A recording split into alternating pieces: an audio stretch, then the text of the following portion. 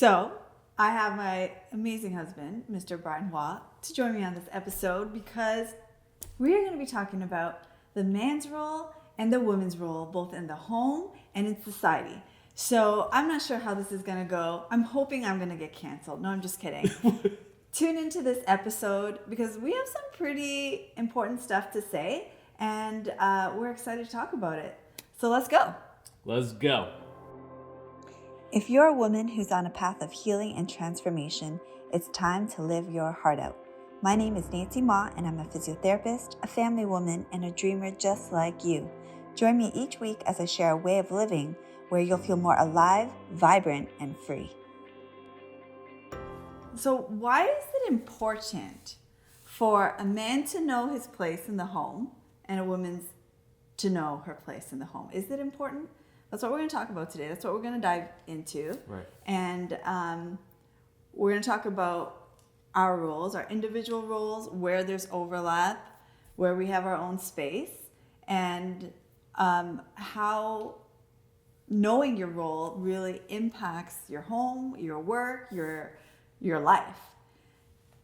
So I'm going to just get started with saying that I don't say should very often, but I think it's paramount that everybody should do the work of knowing their role. And by role, I mean knowing their purpose and knowing who they are. Because when you can operate from a place of knowing who you are, then what you do and what you have and accumulate and grow into stems from this place of knowing who you are.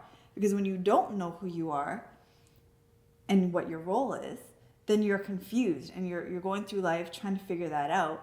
And often people end up overwhelmed, burnt out, because they're confused. They are doing too much and they're not doing the things that they're good at, and they're not being themselves.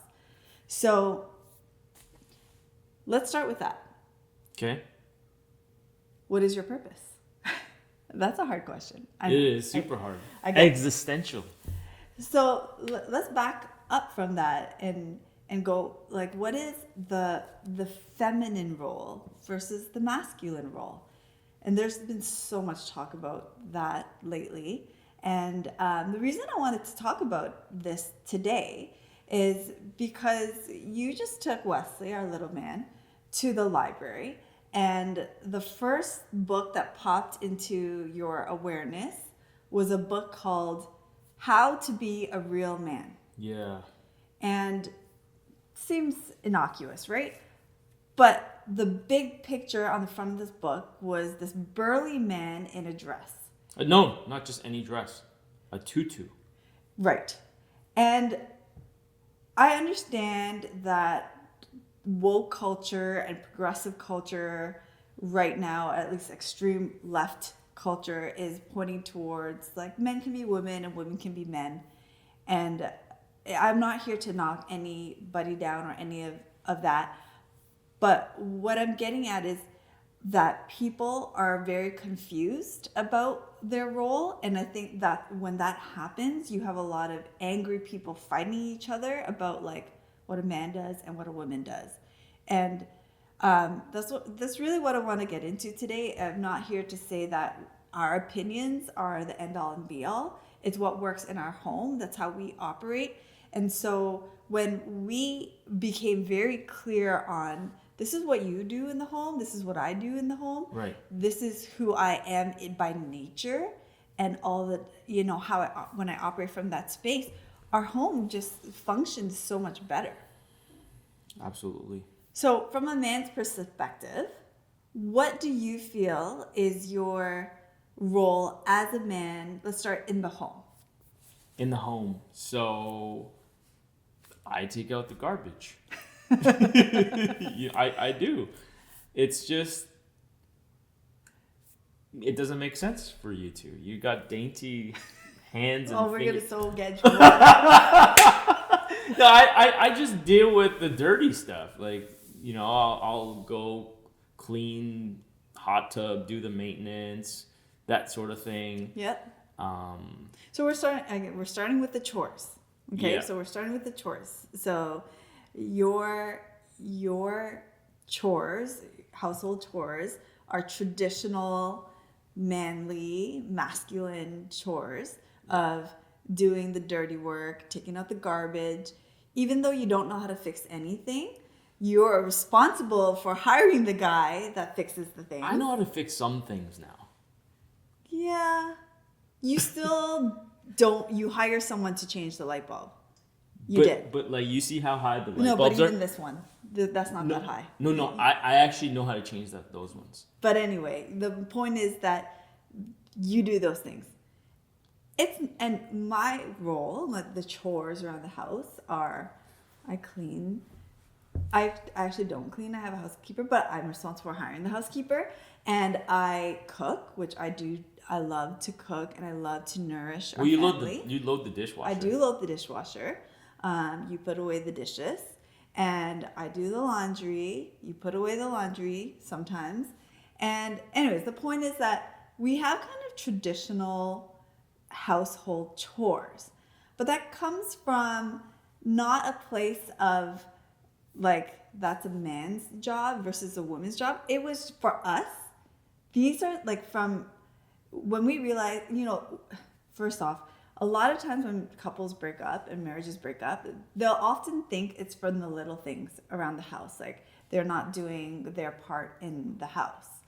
And maybe that's true for a lot of people. But for us, we make sure that we just both know we carry an equal weight, but a different role. And by equal, I mean the impact on the home, I believe is equal, but we just play it out differently. I mean, I could just as easily take out the garbage. I just don't do those things because I don't like it. The point isn't who does the manly roles and who does the womanly roles. The point, or tasks or chores. The point is, do you know what you're doing in the home to contribute, and do I know what I'm doing? And for us, it was very clear. I'm not touching garbage. I don't touch the wet bin. That's what you do. When there's like a dead animal in the garage, you go deal with it. That's just typically what we do. Not because, again, that's the masculine thing to do, but it's just because in our house, that was very clear of what I like to do and what I don't like to do. And when you do more of the things you like to do, then or the things you're good at, then the home is happier. I mean, you love taking out the garbage, right? Yeah. Because you don't want to deal with the repercussions of not taking out the garbage. Exactly. Yeah, exactly. I mean, even I remember when I used to live down the street from my parents and Brian would go away for his work trips, my brother would come over and take out the garbage every weekend because that's just not what I do. And I know this is on a very superficial level, but having very clear roles, it makes life a lot more simple because you're not confused. And it's like, well, Right. Why didn't you take out the garbage? Or why do I have to be the one who takes the dishes out all the time? Or And why? then there's so much tension. Yeah. Right? Build up of expectations and all this kind of weird stuff. Yeah. Or it's like, why do I have to be the one that cooks all the time and stuff like that? It's just like when we first got married, there was a period of time where I was working more and later hours and I'd come home at 8:00 and you weren't cooking. And I'd be very upset with you. I was just like, well, why isn't dinner ready? Because at that time when we were just married, we didn't understand the importance of this is what I do and this is what you do. And when we figure that out, I think life got smoother. Well, like when you were at home and you worked till 8:00, I had Triscuits for dinner. Yeah? Yeah. I know. So you didn't, see that side of the story.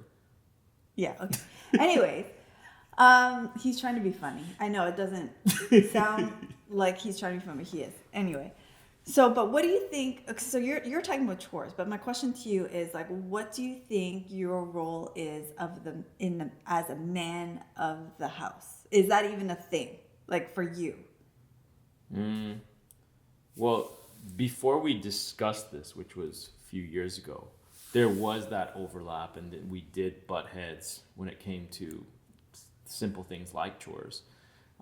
But the man of the house, I mean, I just see myself as someone who is a good role model for my son. What does that look like? What's a good role model look like as a man? And is it different from being a woman? and the role model? Could you wear a tutu and be a good role model for Wesley? It's an honest question. I wouldn't want to though, just because there's a movement going on right now outside of this home doesn't mean that I'm just gonna go buy dresses for Tuesdays. You know, like I'm not. You're not going to go for the tutus on But Tuesdays? no, I don't feel like it. I don't want to. Okay, I don't know so, how else to answer that. So what does it mean to you to be the man of the home then? Well, what does it be? You said to be a good role model for Wesley. So what does that look like for you? Well, basically, I just do the things that I love, you Yes. know, and you know, whether it be playing sports or chess, you know, being good at my work, that type of thing, you know, and I'll just show up as that person so that Wesley can get the idea that he can work on the things that he loves and he enjoys the most when he's older. Right. So from what I'm hearing from you, to be the man of the house, it sounds like you're just being you. Yeah. And it means No confusion. Yeah, you're just being you, and you're showing up with love and Right. peace, as we've talked about earlier. Yeah. You're showing up with love, you're showing up doing the things you love, and when you can do that, and you are very certain of who you are and how you're showing up, you're being a better role model. Right. Exactly. So what do you feel about the movement that I feel is demasculinizing men? And, you know, that can be even a controversial saying. Very. Is that I believe, you know, on one hand, we went from like the patriarchy where you had a very, the idea of that man then is this very misogynistic, very sexist, egotistical man who did all the man things of like chopping wood and powerlifting and I don't know, being a douche. And and I think we've moved from that to, you know, men can be more, you know, nurturing and still be a man. And I guess like there's the masculine and the feminine. So the masculine would be more grounded and very alpha, and a woman and very, very rigid, whereas a feminine energy is more soft and Okay. more open and more nurturing. So there's been a movement over time to get men to be softer and to help out around the home. But I felt like that movement kept going and went too far. And now you have men in tutus teaching kids and men who are drag queens.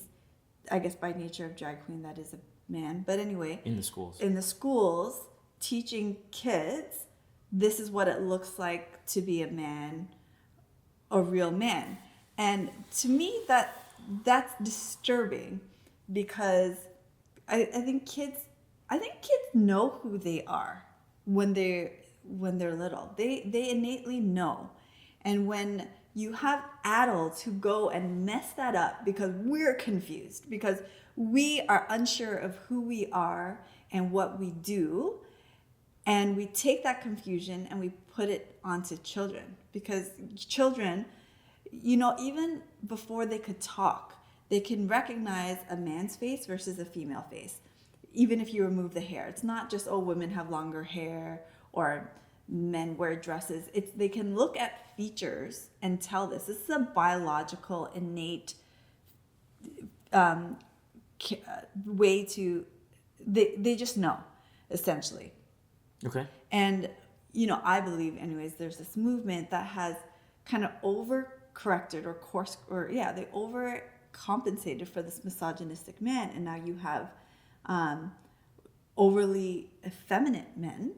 And that, not that there's anything wrong with that, but then when you're taking that and you're putting it into the school system and you're confusing children And teaching them that this is normal. That this like this is maybe the majority of what it's supposed to look like. I'm not really a big fan of like, you know, men should be like this Right. or should be like that. But that's basically what they're saying to the children when, Yeah. when they do these things. And I think, when we go back to what our roles are, it's not like I'm saying you have to be the man and do only the man things, and that you are, you have feminine roles in the home, and that you are very nurturing. You brush the kids' teeth, and um, you sit down, you talk to them, and you cuddle with them. And I also have kind of the more masculine role sometimes, and I've been the breadwinner. I'm very alpha. I'm very we can, I'm not to say reverse the roles, but we can be fluid. And I think humans are fluid. But I think when people are confused and they're not really sure of like who they are and what they're supposed to do in the home, and that level of stress transfers to the children. Does that make sense? Yeah. I mean, it's a lot of stress when you're confused. Yeah. And I believe for us, we've been very clear on, this is your role. And as a man, I think we don't actually like to use labels, in that we don't want to restrict ourselves to this is what a man does and this is what a woman does, for sure. I agree with that. There's definitely a lot of overlap between, especially in the modern world, of what men do and what women do. So I don't want to label it and restrict us to just our duties or our positions or tasks or chores. But there's also something to be said of like just having that clarity to take away that level of like uncertainty of, so who am I and what do I do? And as you alluded to earlier, is when you step more into who you are and what you love to do, then you actually don't have to really classify it as man or woman. You're just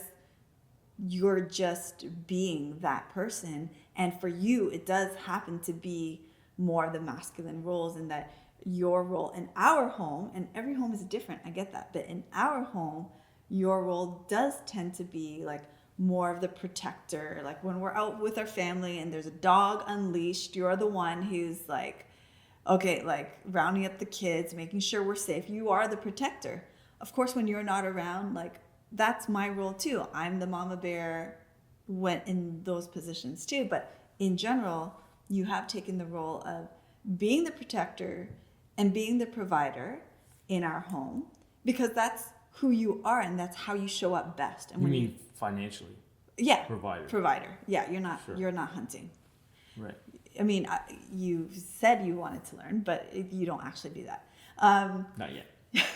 Yeah, and I have learned, growing up, I thought I was very not domesticated. I didn't think that I would, even breastfeed. I didn't think that I would take a year off maternity leave, let alone like essentially stop working when my kids were born. But I've learned to embrace that role, because that is a big part of who I am.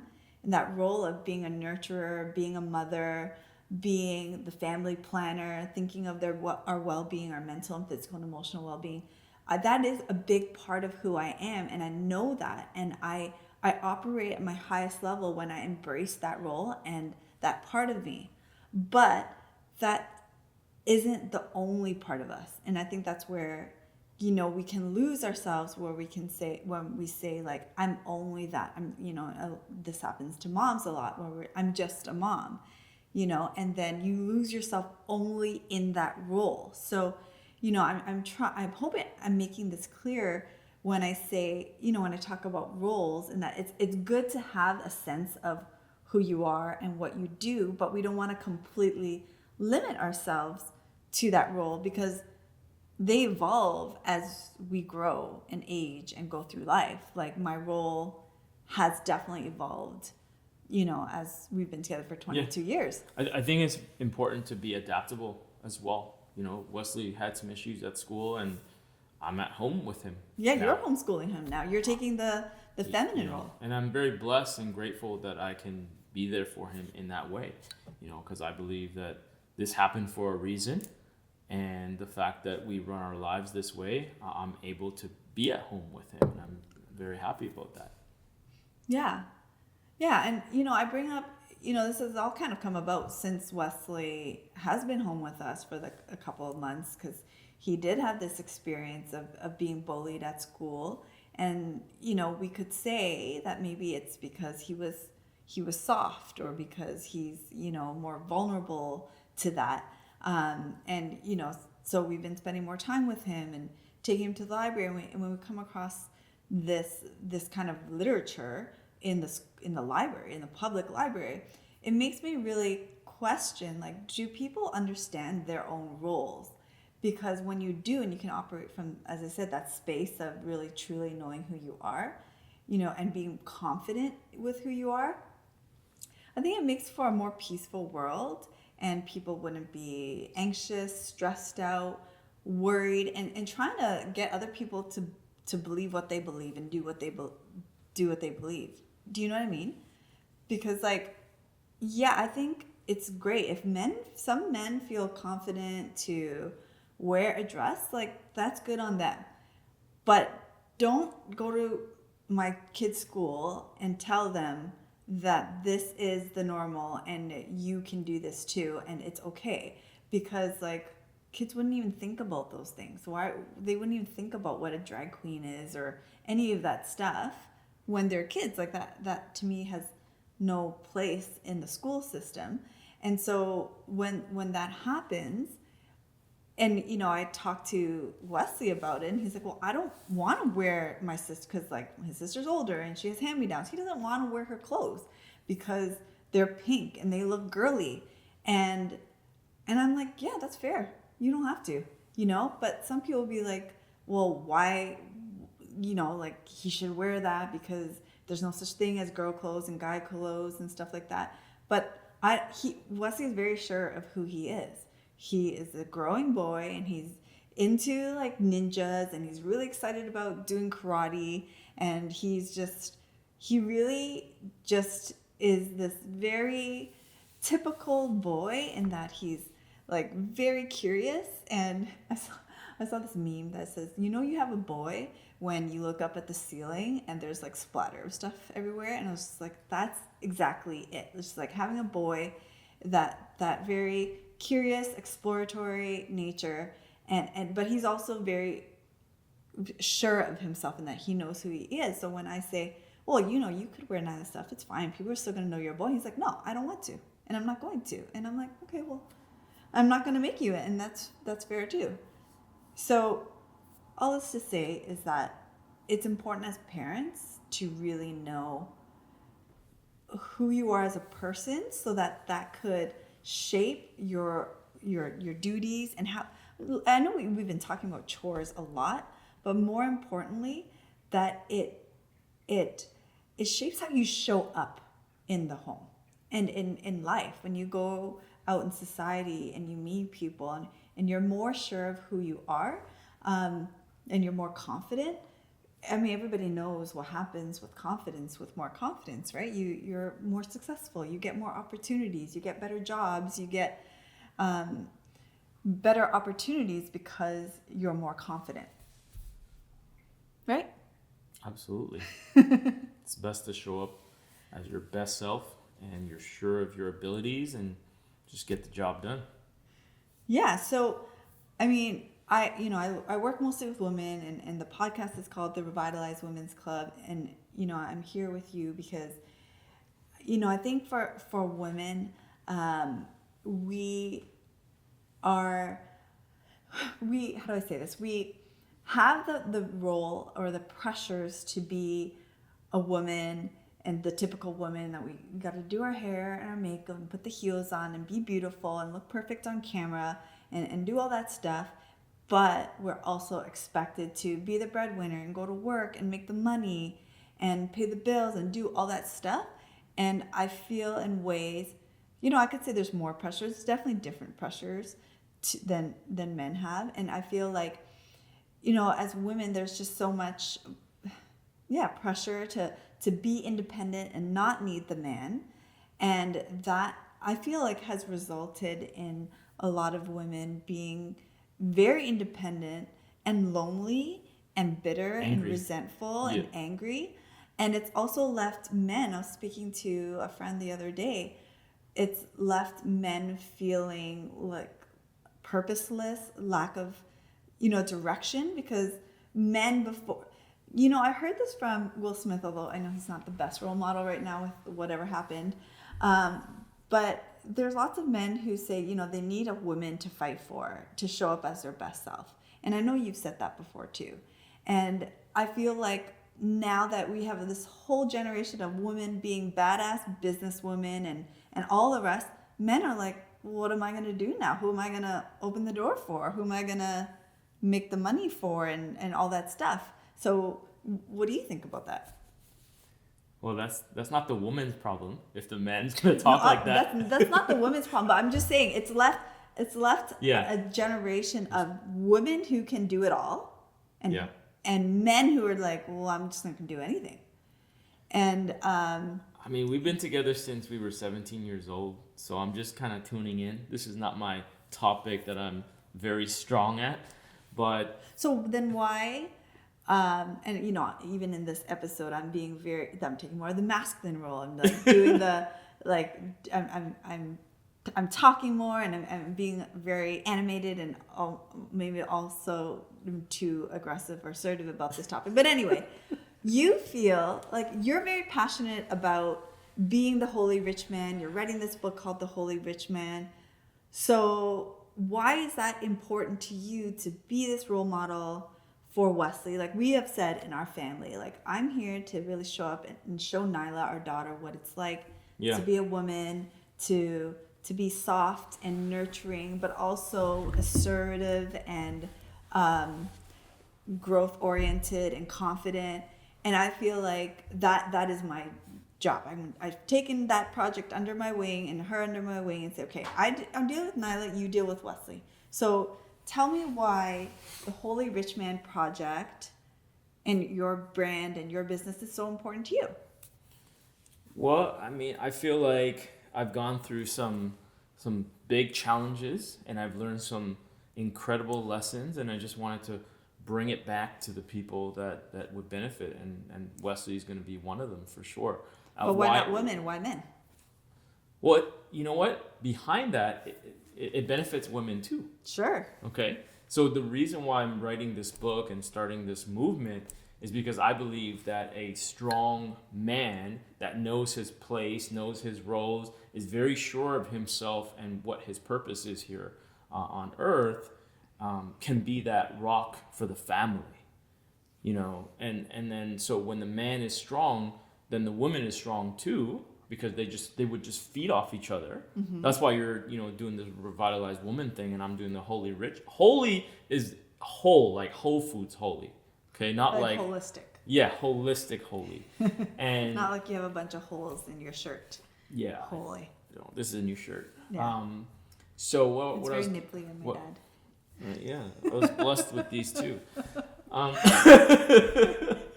was on purpose, See, I'm on purpose. Okay, we gotta get back. We gotta get back. Yeah. So Holy Rich Man. Yeah. So I don't like these conditionings and how society and everything tries to teach our children what they need to look like, what they need to do, and how they need to behave, that type of thing, right? So that has resulted in a bunch of men just thinking that they are their bank account, and it results in them just chasing money. Mm-hmm. And so that's this condition that I fell into. I thought that for the longest time, because growing up in my family, making money was the end all and be all. Like if you made money, you're an amazing man. If you don't, you're a terrible person. Mm-hmm. Yeah. Right? Yeah. So you're weak, you're useless. Yeah. So the reason for this movement is essentially to teach, men, boys, Wesley, that there is more to being a man than just making money. And what else is there?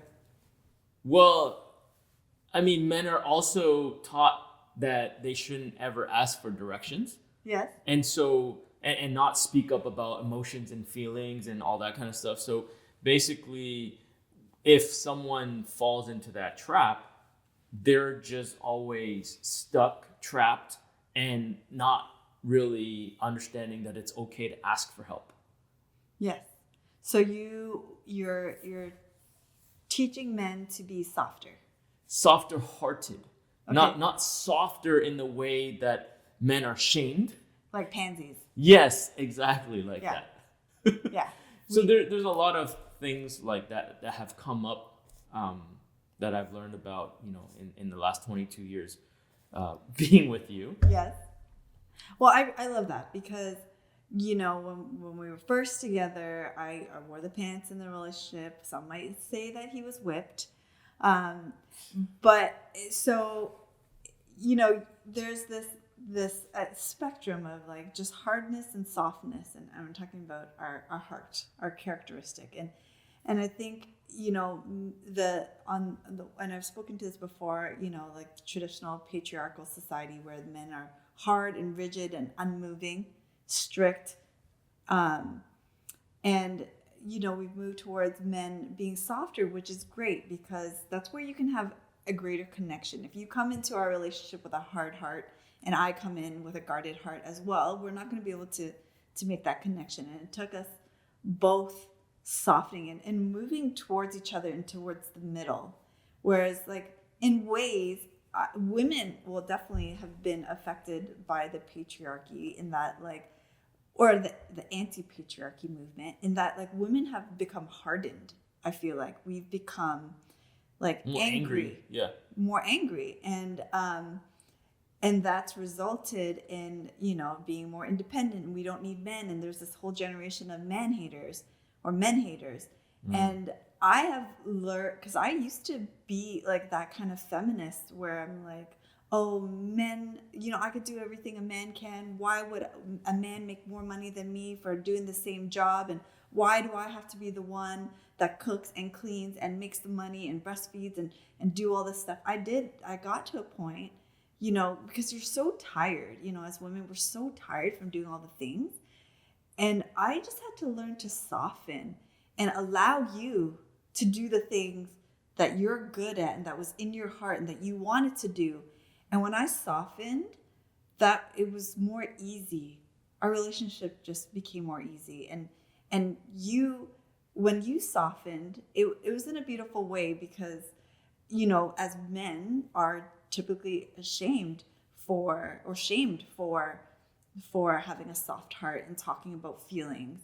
But you've done the work and I've done the work and we've done the work together of just saying, hey, it's not a competition of like, who does more, a man or a woman, or who's better, a man or a woman. It's like, okay, can we meet in the middle and just be who we are fully, but also be courageous enough and vulnerable to explore what it looks like to love and connect. To speak our truth. To speak our truth. Because, to be our truth. To be our truth.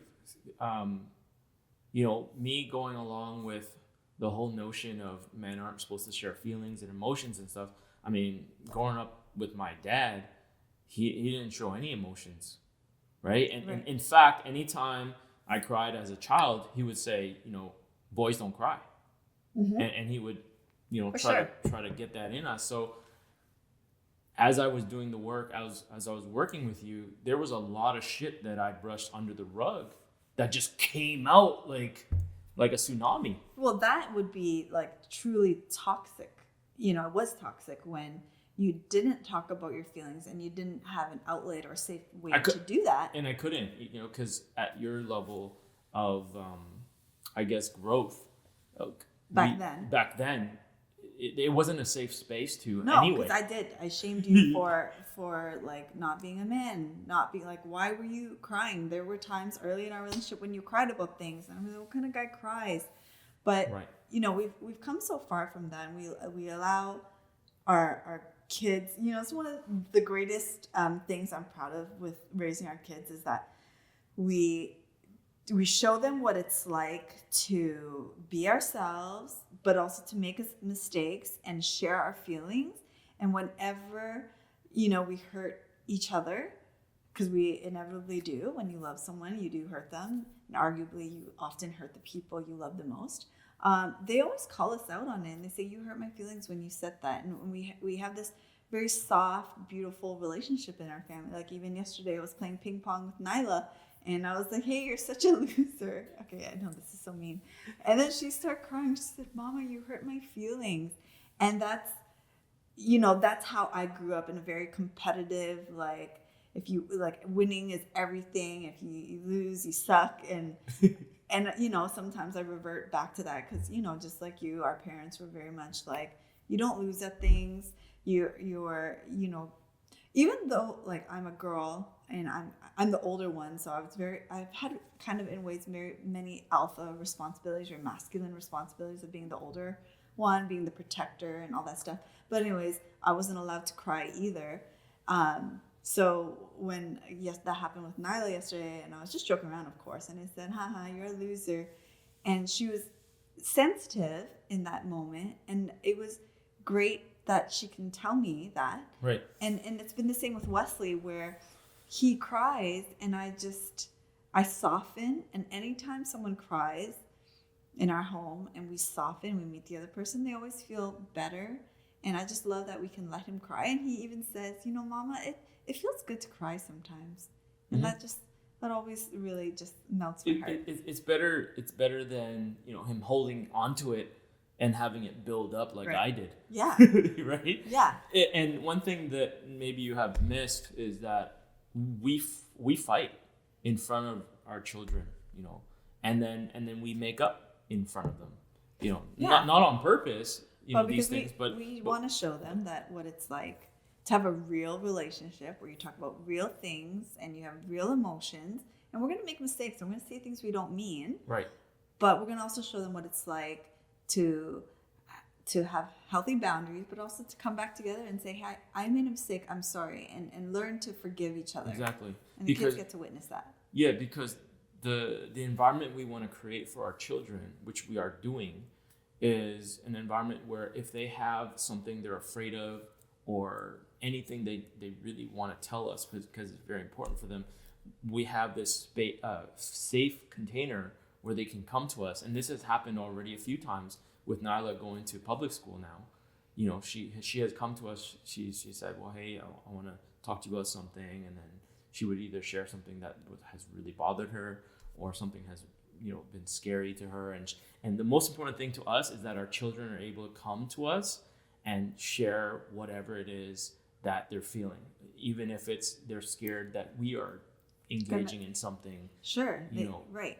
And how this relates to the topic of the day is that when you know who you are, it's through the gateway of emotions. Because when you feel safe to express how you feel and you know how you feel and you can express that, you're not limited, you're not hiding who you are. And the more you can express your feelings instead of bottling that up, I feel like you can grow and you can be that person you want to be, and you want to be that person you're going to evolve into being. And when you operate from that space, you're going to have more confidence and all the amazing things that come with confidence. So all that said, I really love talking to you about this today, because it just brings back full circle that, like, when I started off by saying, men should know their role in society, women should know our role in society, I really do believe that, but not in the way that of traditional or even modern roles or boxes of what that looks like. I mean it in the sense that you should know who you are and what your purpose is. And if you don't know, go on that journey to figure it out and go deep inside. It's not about looking outside to what traditional roles and expectations are. It's about doing the work inside to know who you are, so you can operate from that place of peace and love and confidence and self-assuredness, so that it doesn't matter what someone is telling you over here about what a woman should do and what someone's telling you over there about what a man should be like. You already know who you are, and you're not going to let those expectations stress you out and confuse you. So that's what I got to say about the roles in society. Anything you wanted to add and finish up with? Yeah, sometimes when you say you got to know who you are, my way of interpreting that would be something along the lines of, if you're aligned with and acting according to your truth, yes, okay? Which is what your heart will really be able to tell you, especially when you sit in silence and meditate and all that kind of stuff. Rather than just following the noise and all the craziness that's outside. When you're in alignment with that, then that's, I feel, what we mean when we say, know your role. Right. You know, that is exactly. And for the people who don't, or on that journey, and they're like, well, how do I know who I am? How do I know when something aligns or connects or whatever? You first, you got, and when I say do the work, and go within to do that work, I talk about making space a lot and decluttering so that you can go to a quiet place and just be in your body, because your body knows who you are. Your mind gets tricked all the time. We play mind tricks on ourselves, and people play mind tricks on us, and we're so easily influenced by what's happening around us. But your body will always know who you are. And if you're overweight, if you have if you're struggling with health conditions and all that stuff, it's because your body doesn't know who you are, and it's confused. And when you get to that place of quietness, your body can tell you what it needs and who you are. And then whenever you're doing things that are in alignment, let's say you love to dance and you're dancing, your body will say, oh, this feels good, I want more of this. And it's something that comes from within. You're not looking to coffee or wine or drugs or supplements or whatever for that quick hit of knowing who you are. It's like that place of quietness, if that makes sense. Yes, absolutely.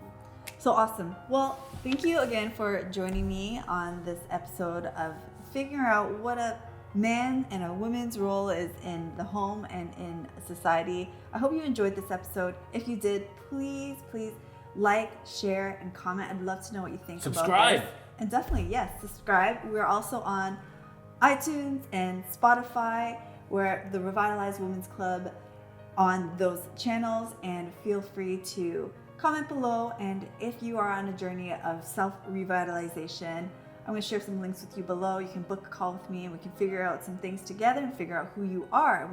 We can go on that journey together. It's a free call, so you can book that. Link is below. Until the next time, remember to always live your heart out. Peace.